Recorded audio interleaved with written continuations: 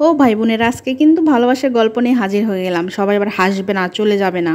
আমি বন্যা আমার মিষ্টি সংসারের গল্প নিয়ে আজকে কিন্তু চলে আসলাম। সবাই বলে সংসার সুখের হয় রমণীর গুণে। আসলে কি ঠিক? দুজনকে মিলেই কিন্তু সংসারটা সুখের করতে হয়।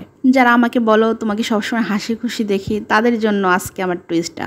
আমার সংসারে এই প্রিয় মানুষটাকে দেখতেছো, তার জন্যই আমি সবসময় হাসি খুশি থাকতে পারি। বিয়ের পর মেয়েদের সংসার কিন্তু পুরাই তার স্বামীর হাতে হাসি খুশি থাকার উপরে চলে যায়। কারণ সেই মানুষটা যদি ভালো হয়, তাকে সাপোর্টিং হয়, অবশ্যই তার সংসারটা সুখের হয়। দেখতে পারতেছো কতটা হেল্প করে আমাকে।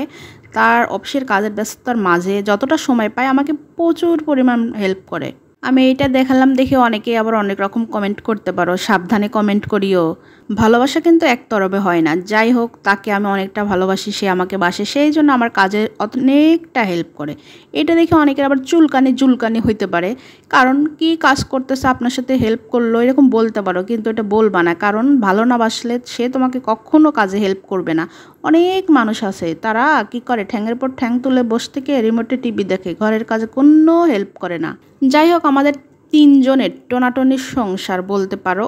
সেখানে আমাদের একটা সুন্দর ছেলে আছে, তাদের নিয়ে আমার চলছে জীবন, আমাদের দুইজনের জীবন আর কি। আর তোমরা তো জানোই আমি রান্নাবাড়ির পাশে আমি তোমাদের গল্প বলতে থাকি। আজকে যাই হোক, মা সকাল থেকে রাত পর্যন্ত কি রান্নাবাড়ি করলাম সেগুলো দেখাচ্ছে আর গল্প করছি। কিন্তু কিছু কিছু ব্যাপার আছে না, তুমি যদি আমার জন্য হাঁটু পানিতে নামো, সে গলা পর্যন্ত নামতেও রাজি আছে। ব্যাপারটা কিন্তু সংসারের ক্ষেত্রে ওই রকমই।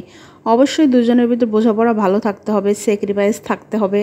তাহলে দেখবা অল্পতেই সংসারটা অনেক সুখের হবে। বেশি কিছু তো লাগে না সংসারে সুখী হতে, যদি দুজনের ভিতর ভালো বোঝাপড়া থাকে এবং অল্পতেই হিসাব করে চলা যায়, তাহলে কিন্তু সংসারে সুখে হওয়া যায়।